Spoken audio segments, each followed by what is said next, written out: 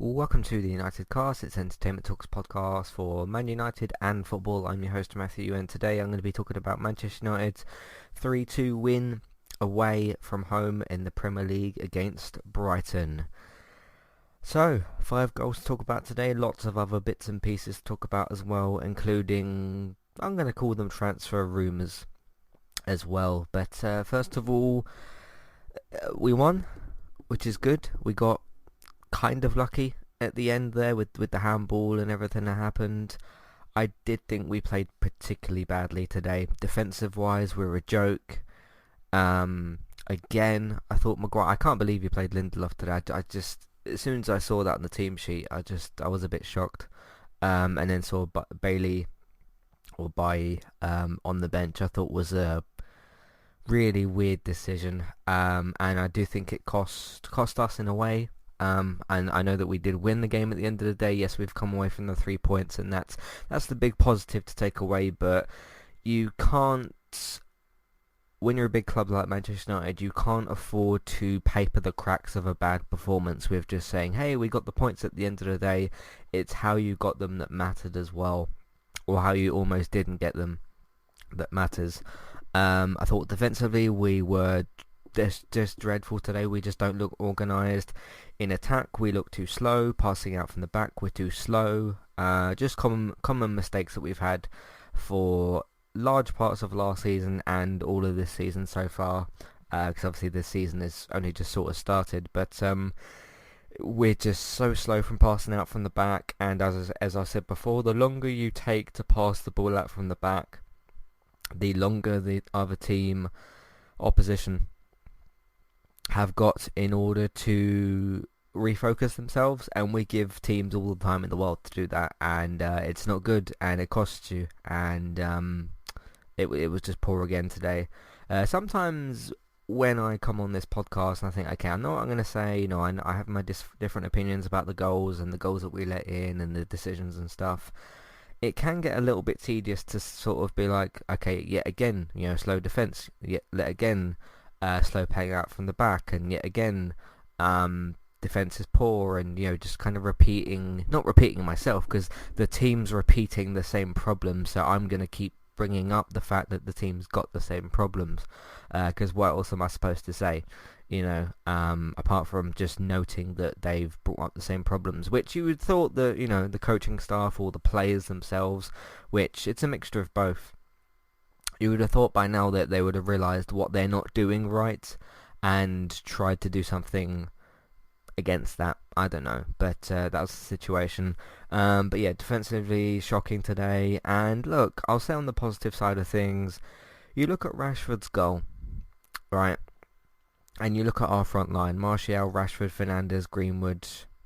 Let's focus on them four for the minute. Very fast, very good.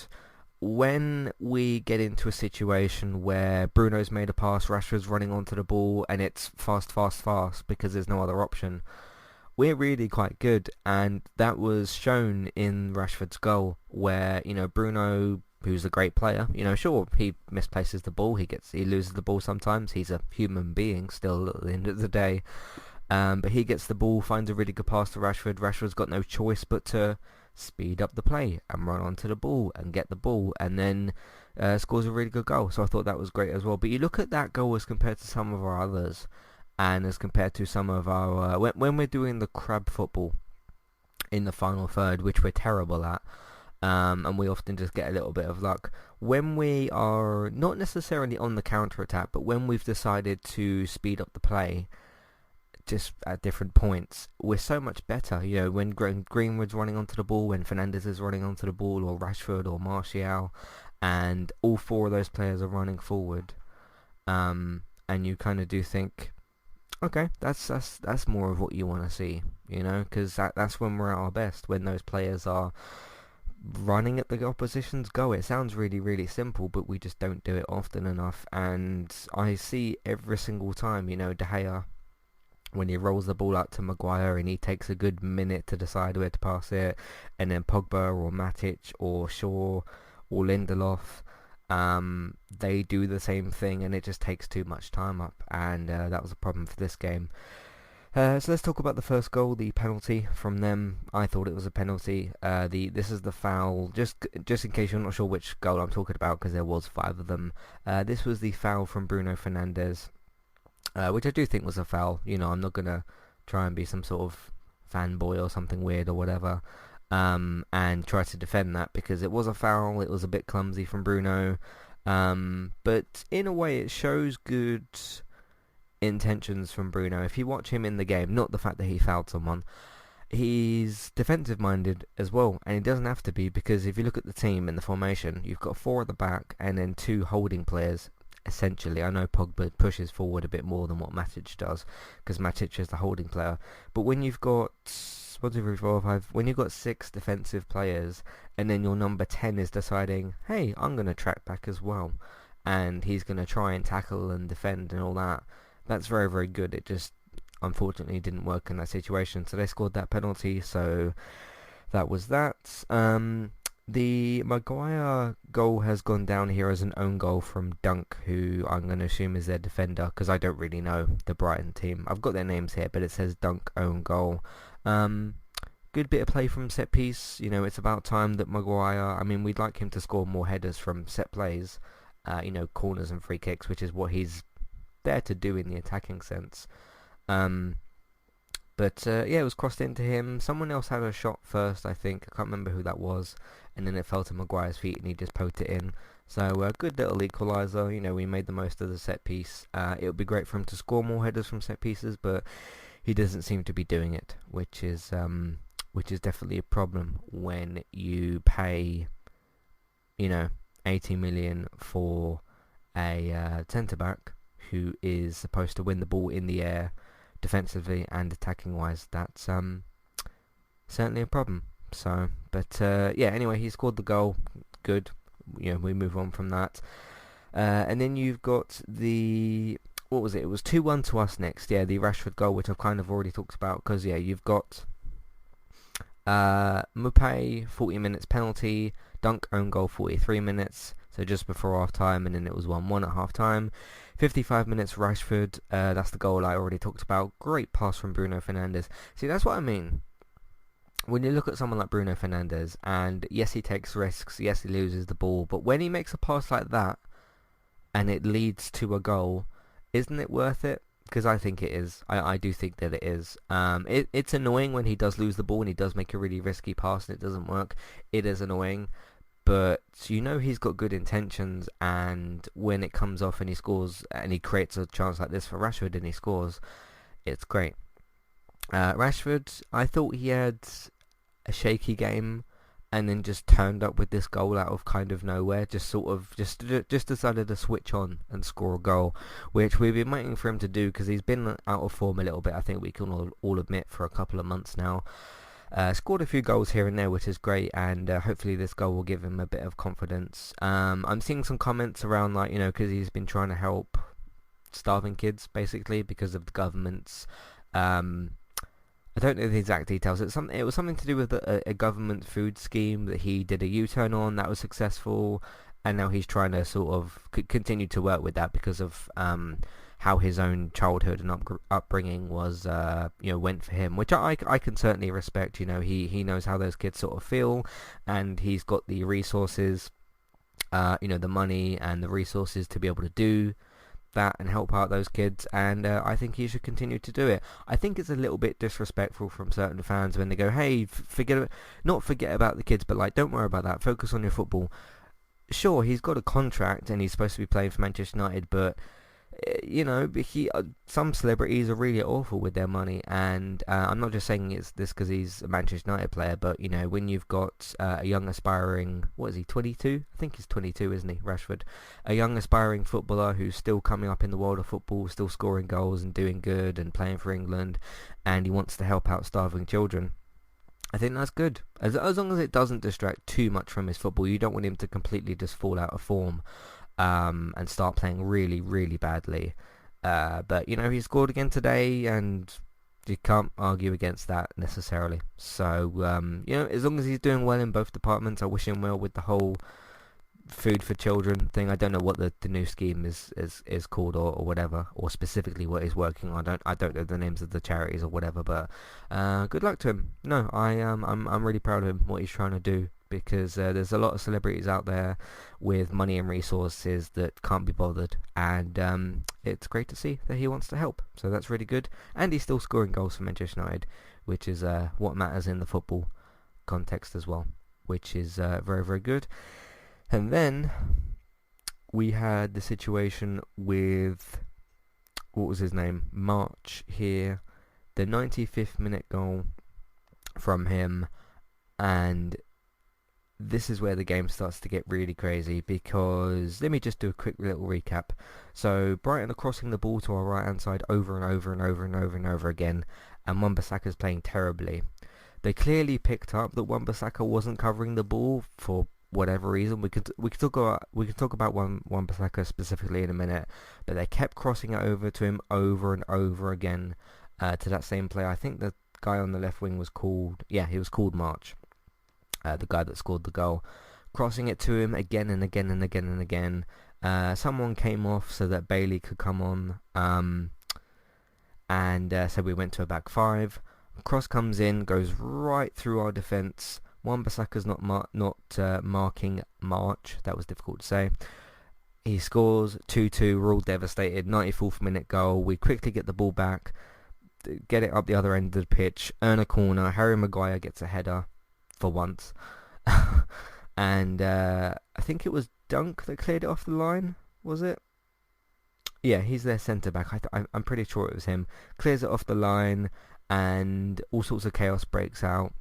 You know, Harry Maguire's doing that thing, tapping at his arm, handball. The referee blows for full time. It says in the bottom left corner, bottom right corner, I'm not sure, the bottom left corner, wherever the score is displayed, full time 2-2. The referee then reverses this decision, and it says 2-2, 97th minute, goes over to the VAR, handball, penalty, goal. Whew. I mean, you've basically gone, within literally a couple of minutes, within about, 5 minutes, you've gone from, okay, we're winning 2-1, please let's get the ball out of the box and stop these crosses coming over. Cross comes over 2-2, literally 2 to 3 minutes later, corner, Maguire header, cleared off the line, handball, VAR, penalty, goal. And don't you just love football? I mean, it was pretty devastating, you know, when the 2-2, the equalising goal went in, and you look at that defence and you think, okay, no one is anywhere near March on the back post. I'm not going to blame De Gea for that goal. I'm going to blame the defence, and specifically Wan-Bissaka, because he should have been marking him. But wow, yeah, it was, you know, when you sort of watch something and you're a bit emotionally exhausted.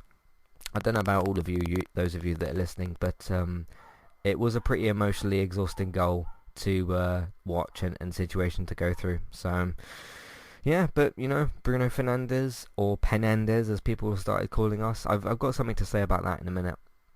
Scores the goal, 3-2, we've won. At the end of the day, we've come away with 3 points, and that's what matters. But again, don't use this to paper the cracks over the bigger picture problems. Yeah, in terms of this Manchester Penandes, or what's the name I've seen? Something to do with combining VAR with the Manchester United name, or Penandes. Look, if you're going to be fouling us in the box, or doing a handball to where your hand is above your head, which is what happened with whoever it was that handballed it, that's a penalty. Stop fouling us in the box. Stop doing handballs. Tackle us properly, you know. It's pretty simple. You know, if you stop conceding penalties to us, then just tackle better and don't have your hands in the air, so that we don't get penalties. But anyway, that was pretty much the game. I've got more specifics to go into with the player ratings, but shocking defense again. Good goals actually. Maguire scored a fairly decent goal, or apparently Dunk the own goal. Really good goal from Rashford, and a bit of luck, admittedly, with the handball and that. But again, what are you doing putting your hand? What are you doing when it's 2-2? Your team's about to earn a draw against Manchester United, and sure, this big guy comes up and heads the ball, Harry Maguire, very tall and all that, but why would you put your hand above your head in order to defend against the goal? It makes no sense. But anyway, doesn't matter to us. Doesn't matter that they made the mistake. We got the reward from it in the end, and we've won 3-2. So that's pretty much my thoughts overall on the game. A lot to talk about, which I have been doing. So let's take a quick little break. We'll go into some housekeeping, and then we will talk about player ratings, where I've got some harsh words and some good words as well. See you for that in a minute. Hey there, I'm Aaron Holman, host of Eye to Eye, a weekly podcast talk show all about passion. I have this passion and this fire within me that burns brighter than the fire around me. Flow. With performing, there's always a story to tell, whether it's my own or not. And creativity. I go, he's more than cute, he's creative. All with an LGBT twist. Make sure to check out Eye to Eye, that's EYE, number 2, letter I. And rate and subscribe on Apple Podcasts or wherever you listen in today.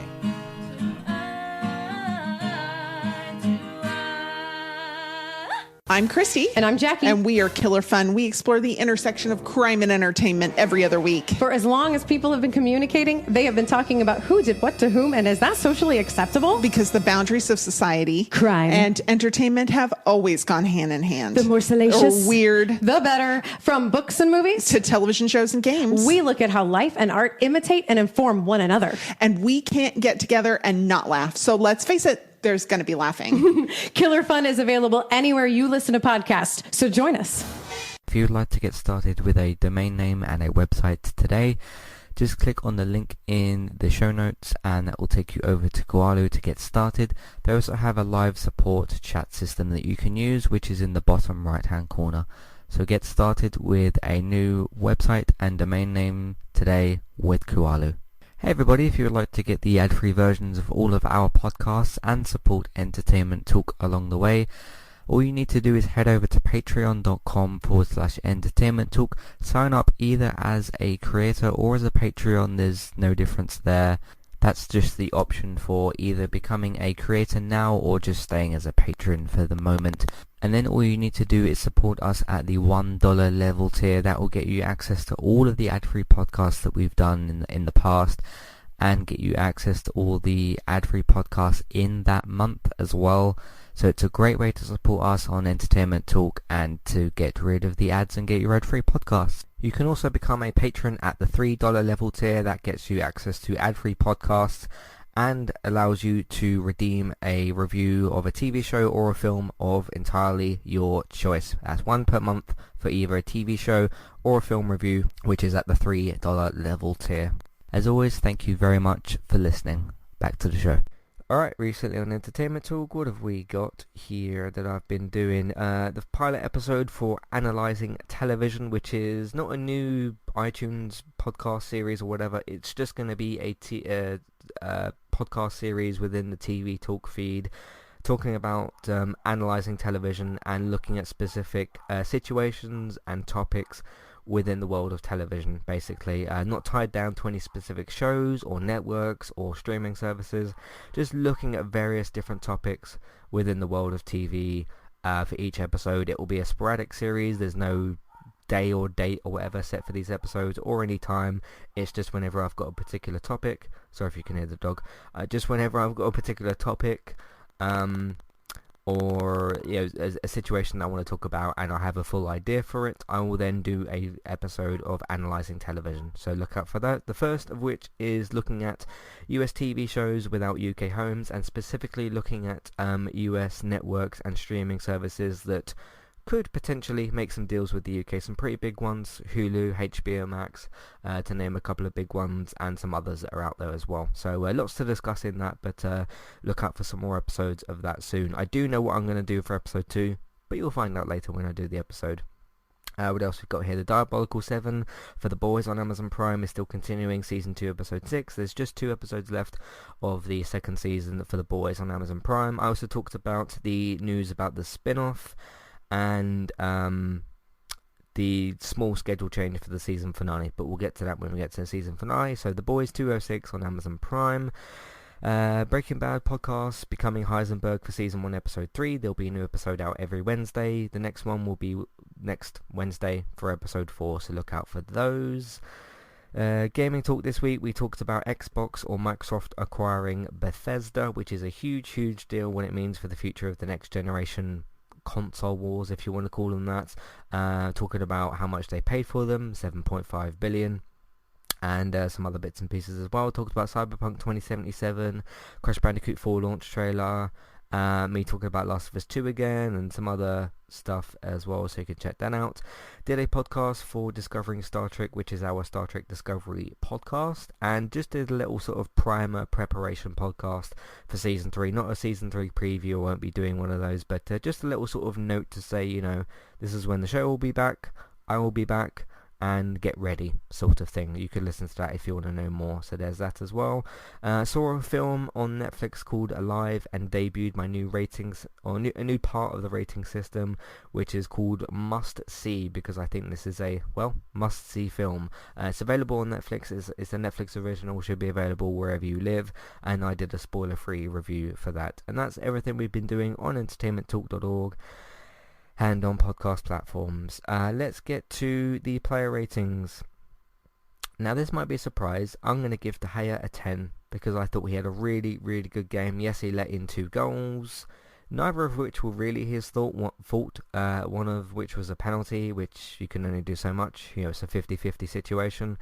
And the other goal, the equaliser, the late equaliser, is really on the defence. You know, as much as a goalkeeper can do, he needs his defence in front of him, and at that point in the game, he had a back 5. So, yeah, they let him down. I'm going to give De Gea a 10. I thought he made some really good saves, actually, today. There was a particular save somewhere in the 80th minute, between the 80th and 90th minute, where he put his knees together.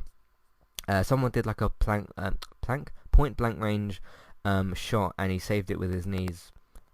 Absolutely world class as far as my opinion goes, and I thought he had a great game today.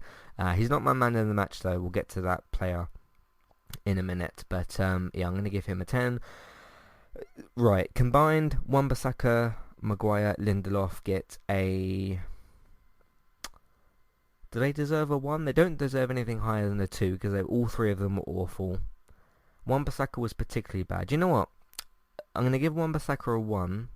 And then I'm going to give Maguire and Lindelof a 2 because I thought that they did little bits here and there. I'm not trying to give them any praise. I've just given them a 2 out of 10, so that should tell you the picture of that. But I thought they were slightly better than Wan-Bissaka. They made a few good tackles and whatever here and there. Maguire scored, technically, so that gives them a bit more points. They were still both terrible today, and I still think that they're not the partnership for the future, and I'm still shocked that Ole picked... Lindelof today, and I think he should have picked Bailey, but I thought Wan-Bissaka was particularly awful today. Could have stopped the second goal if he'd have marked his man properly, which he didn't do. So yeah, that's pretty much my ratings for that. Luke Shaw, I'm going to give an 8. I think he's one of our most underrated players. I think he gets forward really well. I think he defends really well, links up with Rashford really well, and I don't really understand the criticism at the moment for Luke Shaw. If those of you that are listening, if you feel that Luke Shaw isn't performing to standard, let me know why you think that, and we can have debate and or conversation about that. But I think he was one of our best players today. I'm going to give him, did I say a 7? I'll give him an 8. I think he was really good today.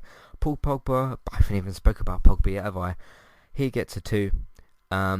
Dreadful today, and I'll say this, I don't think it's all on him. I think it's his fitness. He had COVID 3 weeks ago. Granted, he's not got it anymore because I'm assuming he's tested negative. Because if he still has got it, he shouldn't be anywhere near the team. But I'm assuming he's been cleared to play basically. Because these players get tested, I think, twice a week. So I'm going to assume his most recent test has come back as negative. But clearly just slow and unfit, and clearly been affected by COVID. Understandably, it's a bad virus. I still thought he was dreadful today. I still just thought, yeah, just giving the ball away far too slow. Yeah, just really bad today. So there's that. Matic, I'm going to give a 7. I thought he had a really good game. Gave the ball away a couple more times than what he should. So I'm not giving him a 10. I'm giving him a 7. Thought he did some really good passes, some really good interceptions, and just really, well, I'll say solidifies us defensively, but we're not solid defensively. Solidifies us as much as he can without being in the back four. You know, he's not part of the disaster that is Maguire and Lindelof. He is Matic. He's someone else, but does what he can, I think, to help out the defence, and I think he deserves some credit for that. Greenwood, I thought Greenwood played well today. I'll give him a 6. One of the matches for him, same as Martial, really, where they had the ball and they did some stuff, but they didn't really, you know, if you're a footballer and you haven't got the ball at your feet, what can you do? Really, like it's as simple as that. Obviously, if you're a defender, you can go and tackle and win the ball, but if you're a attacking player and you can't go and get the ball because it's nowhere near you, and you can't get the ball because your teammates haven't really passed it to you that much, what else are you supposed to do, really? How else are you supposed to sort of get the ball? I don't know, but yeah, when he was on the ball, I thought it was great. And again, even though he didn't do something every single time he gets the ball on the left, I think just every time Greenwood gets the ball and he's near the edge of the box, I always feel like something is going to happen. Whether it's just a simple pass to somebody or just keeping the ball, I always feel kind of positive about it because he's proved himself in that situation. I would really like to see Greenwood play up front, and I just want him to get the opportunity to do that. But of course, Martial is the number 9 at the moment. So yeah, but Greenwood had a fine game. You know, he didn't do anything wrong. I'll give him a 7. Bruno Fernandes, my man of the match, I'm giving a 10. Assisted the goal for Rashford. Just, you know, backtracks, and it feels a bit weird to give the man of the match to the guy who gave away the penalty, but he made a mistake. I didn't say he had a perfect game. I just said he had a man of the match type of performance. But he's always just trying. He's always looking for that next pass. Sometimes it really works, like with the Rashford goal. Scored the penalty as well, which again might seem like a simple thing, but imagine having the penalty that might score your team the winning goal in the last minute. Can't be easy. So, but again, I thought Fernandes was incredible again. So, yeah. Rashford, I'm going to give an 8 to, mainly because his goal was so good. Did lose the ball a few times. Again, I'm not giving him a 10. He didn't have a perfect game, but I thought he had a better game than usual. Still gave the ball away a couple of times, but scored a really great goal to make up for some of his performance today. Martial, I'll give him a 6. He had a fine game. Didn't really get involved that much. Didn't really have the chance to do too much. That's what I mean about strikers and attackers. If you don't get given the ball in the areas that you can be dangerous with it, what are you supposed to do? You know. I don't expect Martial to track back to our penalty area and try and win the ball. That's not what Martial's there to do. You know. So I'll give him a 6. I thought he did a good game. So, but 2 best players, or the 4 best players today: Fernandes, Matic, Shaw, De Gea, and Rashford was good. So, yeah. But anyway, I've sort of decided that I'm not really sure what I'm going to do with the Carabao Cup early on, because I was watching the Luton game, which was good and all that. We got a good win out of it. I just don't really have anything to say about those sorts of games. It's a very sort of, okay, you really, really should go out and just win, and we do, and I have nothing else particularly to add. I'm watching the games, you know, if you want to ask my thoughts, opinions, or whatever, you can write in or contact me, Matthew@entertainmenttalk.org, Twitter eTalkUK, there's a contact page and information in your show notes, in case you want to write in about anything to do with Man United or whatever. But I just don't really have any opinions on these really early cup games against these really small teams. So I just didn't feel the need to do a whole podcast because I wasn't sure I'd even have much to say. But we do travel. Do we travel to Brighton? We do have Brighton on Wednesday. Let me just check that. We're listed as the away team. So away to Brighton Wednesday night. Again, I don't think I'll necessarily do a podcast on that. No, it's a Carabao Cup game, 4th round. And then we do have Tottenham on, I believe it's this Sunday. The Sky Sports app only goes up to Sunday, but I believe we've got Tottenham on Sunday, so I'll probably do a Monday podcast for that. Or we'll see. Maybe I'll do a Sunday night one. Maybe I'll do a Monday one. I don't know. But anyway, let me know your thoughts, feelings, opinions, questions, comments, concerns about Manchester United or anything related to Entertainment Talk. Matthew@entertainmenttalk.org. Twitter eTalkUK is a contact page and information in your show notes. Transfer window will be closed very soon. I believe it's the 5th of October, which will be the day I'm potentially doing that podcast for the Spurs game, because it says here Saturday 3rd of October, so Sunday the 5th would be, the 5th. Sorry, Monday the 5th would be the 5th of October.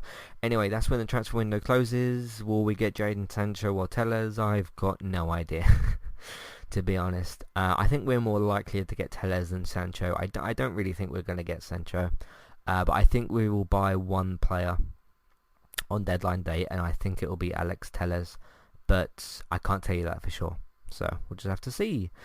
But thank you all very much for listening. You can find everything else that we've got on entertainmenttalk.org. If you want to support the podcast and Entertainment Talk, we're on Patreon. You can have a look at the $1 and $3 level tiers for instant ad-free podcast and review options. Amazon affiliate link if you're buying stuff on Amazon. We can get a small cut of what you spend. It won't cost you extra. iTunes feeds, please rate, review, subscribe to those.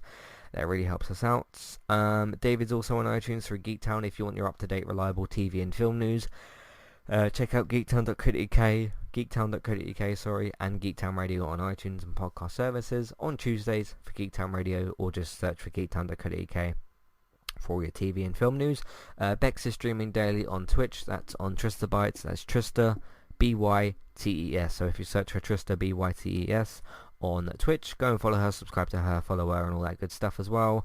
Word of mouth, you can simply tell people that you know about the website and the iTunes feed. That really helps us out. Just mention what we do and where people can find us, and obviously Geektown and Trista Bytes as well. Social media, of course, Facebook, Twitter, and different Facebook groups. If you can use those, retweeting, sharing, or just sharing the link really helps us out as well. And Let's Play Sundays, look out for those as well on Sundays. Thank you very much for listening, and I'll see you next time. Goodbye.